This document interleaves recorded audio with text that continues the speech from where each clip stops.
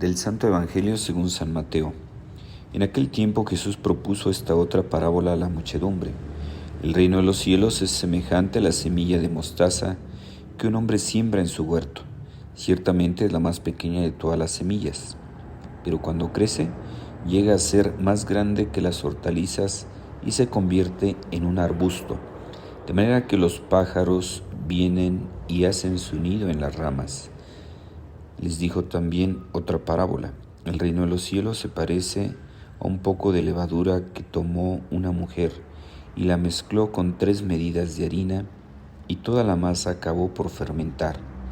Jesús decía a la muchedumbre todas estas cosas con parábolas, y sin parábolas nada les decía, para que se cumpliera lo que dijo el profeta: abriré mi boca y les hablaré con parábolas.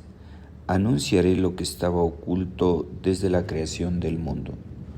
Palabra del Señor. Gloria a ti, Señor Jesús. Hermanos, nuevamente en parábolas Jesús les está hablando sobre el reino de los cielos, cómo es semejante a esta semilla de mostaza y a la levadura. Vemos que tanto la semilla de mostaza como la levadura, que son pequeñitas, pero una vez que entran en contacto pues con la tierra, que empieza a crecer, en el caso de la semilla de mostaza, pues va creciendo. Y así también la levadura.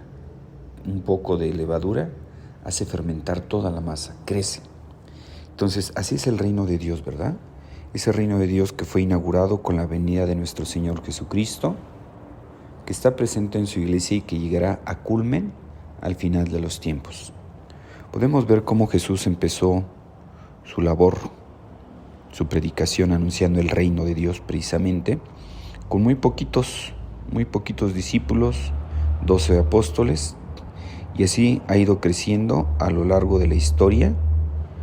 Empezó con 12, fueron creciendo, y actualmente pues somos alrededor de 1.300 millones en el mundo.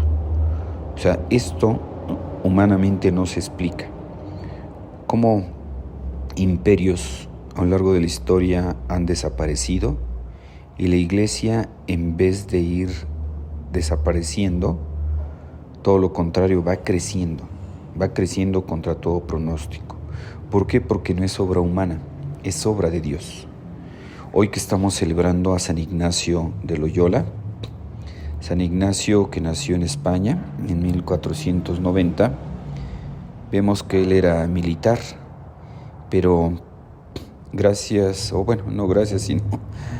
sino que al tener en una batalla, pues sufrió una herida muy, muy grande, tuvo que ir a convalecer en la casa de sus papás, y estando ahí en la convalecencia, en lo que se recuperaba, pues él estaba leyendo, llevaron la vida de santos, la Biblia, la vida de Cristo, y esto lo llevó a motivarse y decir, bueno, ¿por qué ellos han sido santos y yo no? ¿Por qué un San Francisco ha sido santo, un Santo Domingo? ¿Qué pasaría si yo fuera uno como ellos? Entonces, el alimentarse de la vida de santos, el alimentarse de la Biblia, esto lo llevó a su conversión, y vemos que en el siglo XVI San Ignacio funda a los jesuitas, y esto ayudó mucho en la reforma de la iglesia. Incluso ellos San Ignacio veía la importancia de la fidelidad al Papa, de la obediencia al Papa, el comilitar lo sabía bien. Entonces, pues ayudó mucho en la reforma de la iglesia, y podemos ver en diferentes partes del mundo todo el bien que hicieron en ese momento, pues los jesuitas, ¿verdad? Bueno, ese también es un ejemplo de cómo así es el reino de Dios. Empezó San Ignacio, unos pocos discípulos, y ahorita pues los jesuitas pues han crecido bastante. Ese es el reino de Dios. Pues ojalá que tú y yo pongamos nuestro granito de arena en la construcción y extensión del reino de Dios.